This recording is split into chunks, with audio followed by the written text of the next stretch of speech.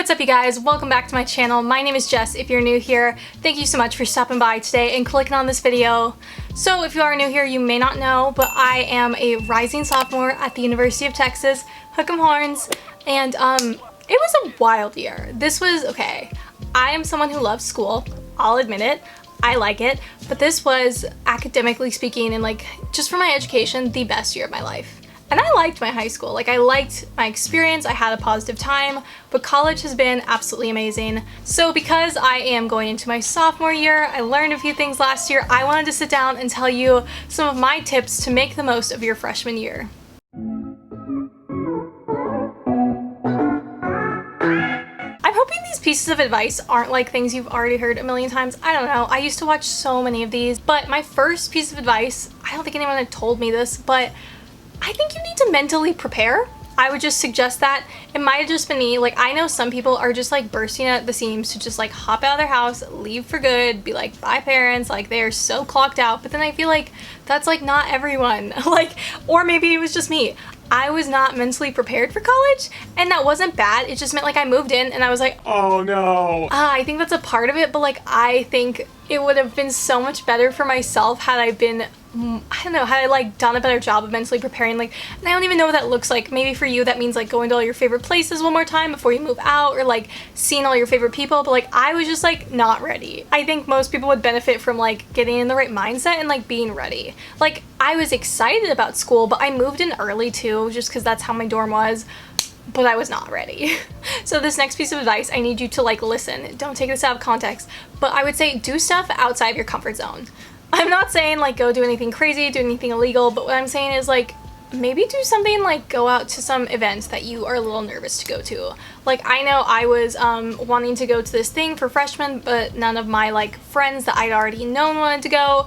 And so I was in a group meet with a couple, well, I was in a group meet with like 100 girls in my dorm, but a couple of the girls wanted to go to this, and so it was kind of like a big stretch for me to like go and be like, you know what, it's fine. Also because it was like a long walk. Like, this was like, we were gonna walk 20 minutes, we were gonna be there for probably an hour, and then we were gonna walk back to, like, this was a commitment in my world.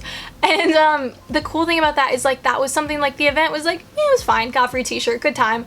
But I ended up meeting like one of my best friends there, and to this day she doesn't really remember hanging out with me for an hour, but that meeting her and that experience and kind of the awkwardness of it gave me the confidence to later, when I saw her in a class, go up to her and be like, oh hi, like we hung out that one time, do you want to study together? And like, I don't know, I just think that there are these opportunities, there's so many opportunities to meet new people, to try new things, to do stuff you wouldn't usually do, and sometimes it just takes like a little confidence, like a deep breath, and you just gotta go for it. This advice I have heard like a million times, but I want to reiterate it. Find a friend in every class. Normally people are like, oh, find a friend in case you like are sick and you need the notes. Yes, that's 100% true, but I also think it's really nice because those are people you can make a study group with, and I know it's like kind of daunting to form a study group or to like study with people outside of class, but when you have like one person who you get to know and you sit by, that's really cool. And then I found like, especially in classes in my major, since I know who I'm friends with, I know like who I want to like take more courses with, because I know like how they study and how I study.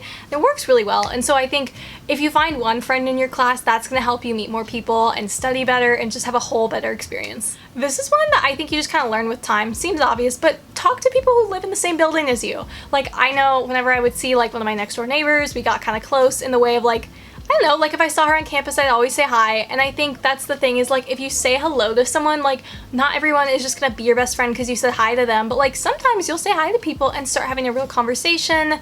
And like, I know that like there were people who worked in my dining hall, like ladies who I started to get to know, and they'd be like, tell me about their kids. And I'd be like, oh my gosh, that's so nice. Like, you can just make friends with everyone.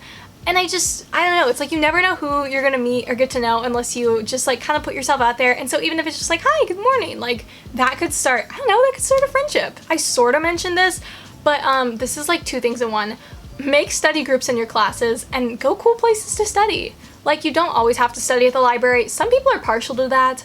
I don't like that usually because I don't know, well, for one thing, the library is like 20 minutes from where I live, and so it's like a 20-minute walk. It's just like usually not worth it in the Texas heat. I know for a lot of people, if you like get yourself a coffee, if you get all your stuff together, if you like go to a certain place, then you're gonna be like, I don't know, it puts you like in the zone.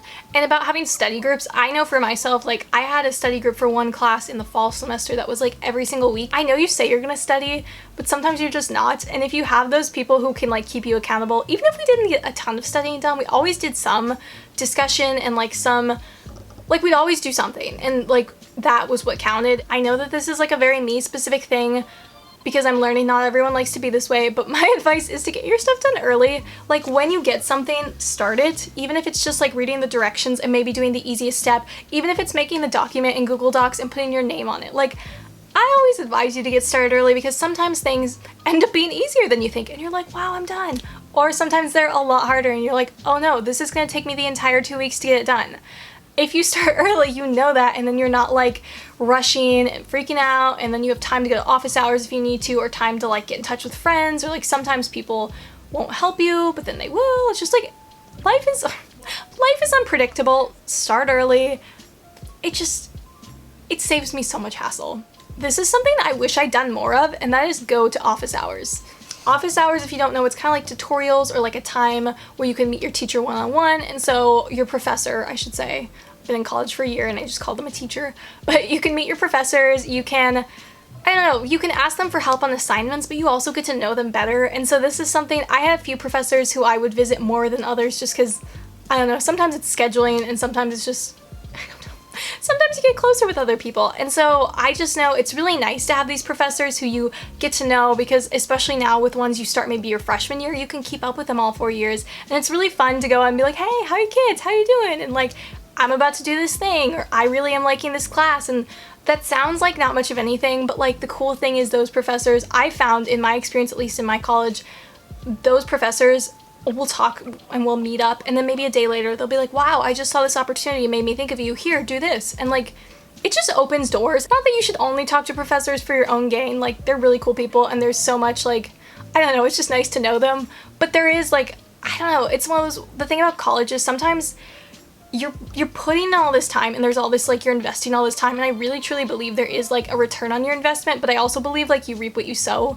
And so if you're only gonna go to your professor like maybe on the first day of class, shake their hand, be really nice, and then like sleep through their class, like they're not gonna care, they're not gonna want to invest in you. But if you're the kind of student who like shows up early, who cares, who participates, who visits them in office hours, like it does make a difference, and then they think of you, they like you, they're gonna help you, and that is like one of the most useful tools for college and life, I think. I know so many people do this. I know it seems like common college culture, but don't pull all-nighters. Don't do it. Like, you don't need to do it. And if you do need to do it, you need to change something. The thing I notice is like when people pull all-nighters, like for one thing, it's just bad for you, especially when you're doing it repeatedly.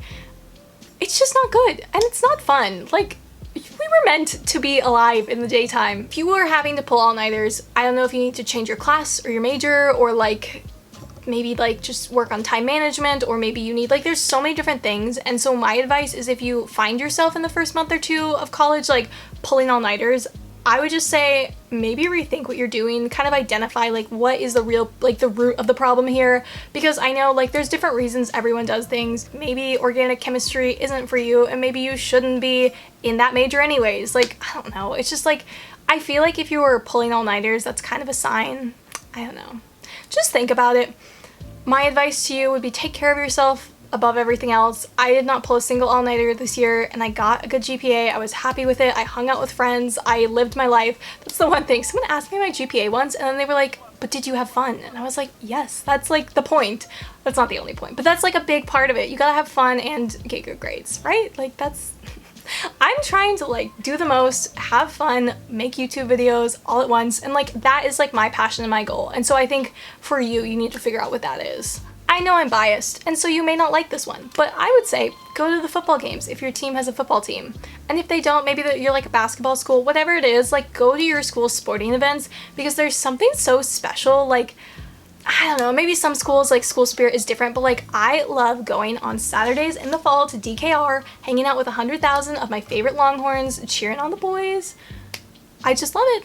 It's my favorite thing. And then like, okay, I'm gonna be honest, not everyone loves football. I understand this. No, some people want to dress cute, some people want to watch the game, like some people want to hang out. Like, it's just, It's so fun, and if you don't enjoy yourself, like nothing says you have to stay the whole time. Like I'm a big football person, so I like want to go early, stay late, but like you could always go for the first half and leave. So my last piece of advice is like more of like a mantra, a reminder. Your network is your net worth. That is one of my favorite sayings. It sounds really cheesy. It sounds like one of those annoying entrepreneurs on Instagram would have like in their bio. That's okay. I truly believe in this. The more people you know and the more connections you have, like the better. I mentioned that a lot with like meeting professors, but like I think I put a big emphasis in this video on like getting to know people. Like the more meaningful connections you have in your community, the more you're gonna enjoy your life in college. That's the biggest thing, is I think when you go to college, you wanna find your communities, you wanna find your purpose, you wanna find your people. Like you want to get planted and like live the best life for you. Go to career fairs, like do what you need to do to expand your network. Sometimes this means like reaching out to people, emailing people, giving people a business card. I'm gonna get one soon. It just means like talking to people, and it doesn't always have to be like, I don't know, it doesn't always have to be as formal as going to office hours. Like something we talk about a lot because I'm a journalism major is just like going out to coffee with people, because people are interesting and they have lives and they know stuff you don't know, and they might have a story for you, or they just might be someone you just want to get to know. And so yeah, the whole thing is just like keep in mind that like, I don't know, the relationships you build now matter. And some of these friendships are friendships that can literally last you a lifetime. Like my mom's college friends are still some of them friends with her now. And like one of her residents from college was from England. She came to Texas, went back to England eventually, and now she lives there. They're now moving back to Texas all these years later, and she's like a second mom to me. Like I am always like messaging her on WhatsApp, and she like gives me advice, and it's just like crazy to think like you could be friends with someone and then one day they could be like talking to your kids. Like what? That's just so bizarre. But yeah, I hope some of this was helpful to y'all. This was kind of all over the place, sort of like my brain, but this is like everything I would tell someone coming into college to like take all this into account, do your best, be sweet, have fun, make wise choices. If this is your first time without parents, like the majority of the kids going to college, like take it down a notch. Don't go crazy. Just have fun, be safe, be smart, and you'll be good. There you go. That was the mom speech I had to give. But yeah, I hope y'all enjoyed. Comment down below where you're going to college, or if you're not in college yet, let me know what your dream college is. And if y'all enjoyed this, be sure to leave a big thumbs up. And if you want, I would appreciate it if you would subscribe and turn on that bell notification. Yeah, I hope you guys have an amazing week, and I will see you guys in the next video.